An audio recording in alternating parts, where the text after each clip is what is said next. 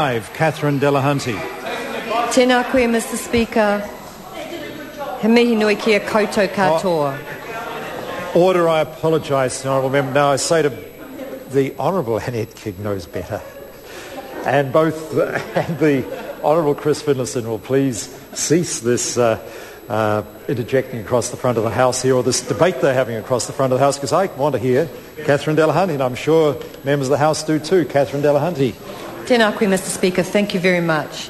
Tēnā koutou katoa. To the Minister of Women's Affairs, does she stand by her statement, "It is important that women and men stand shoulder to shoulder in our boardrooms"? The Honourable Pansy Wong. Mr. Speaker, yes. Catherine Delahunty. To the Minister, how can women and men stand shoulder to shoulder on the government-appointed National Infrastructure Advisory Board when it consists of 8 men and no women? The Honourable Pansy Wong. Mr. Speaker.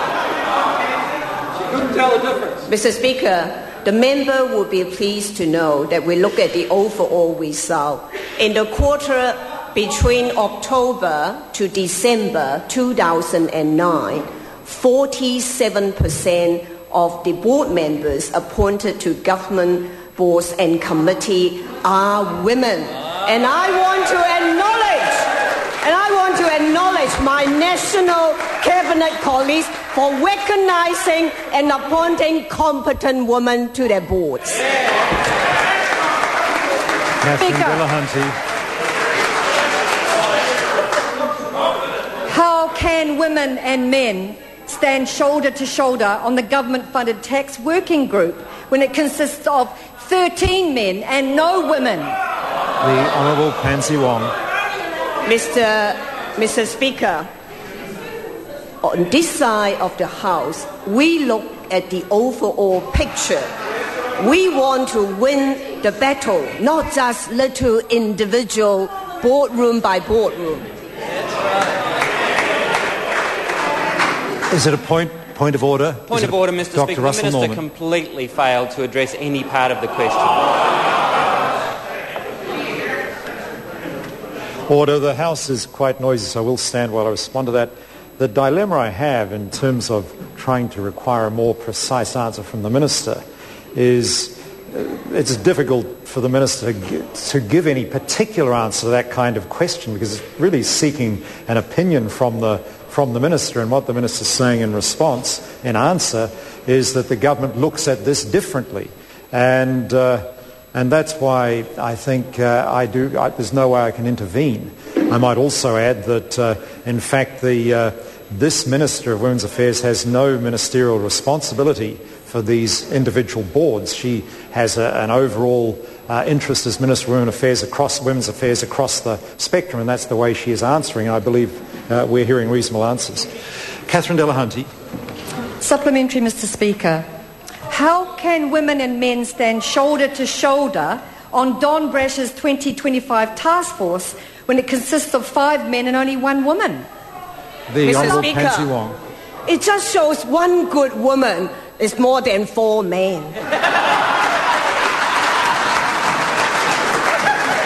Catherine Delahunty. Order. Supplementary. And 1 woman is all we're going to get. Order. I'd ask members, order on my feet. To the Honourable Paula Bennett, she knows she should be silent while I'm on my feet. It's not reasonable to make too much noise when a member towards the back of the House is asking a question. Catherine Delahunty.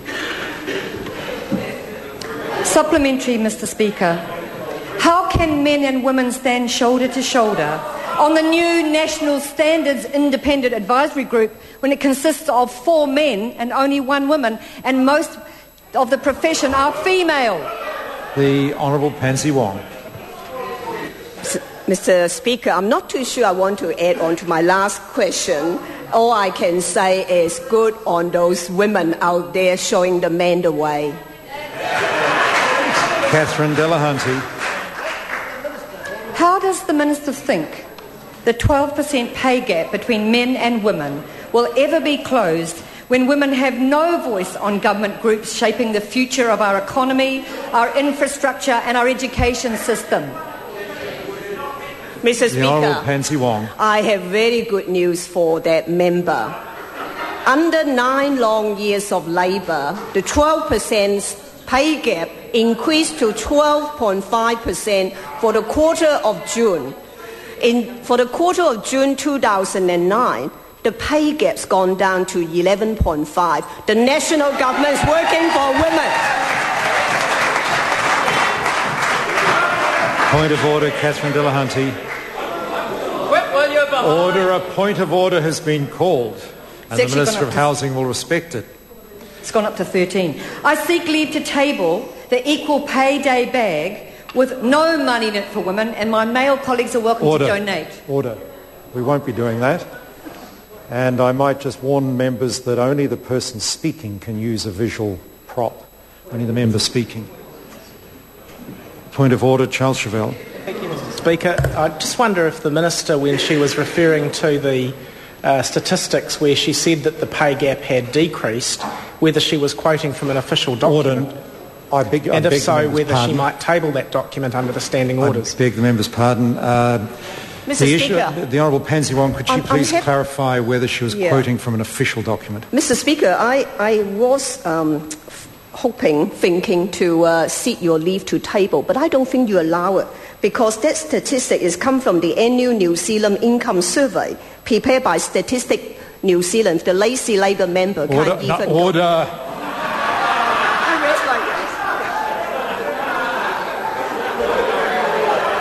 Order. Order.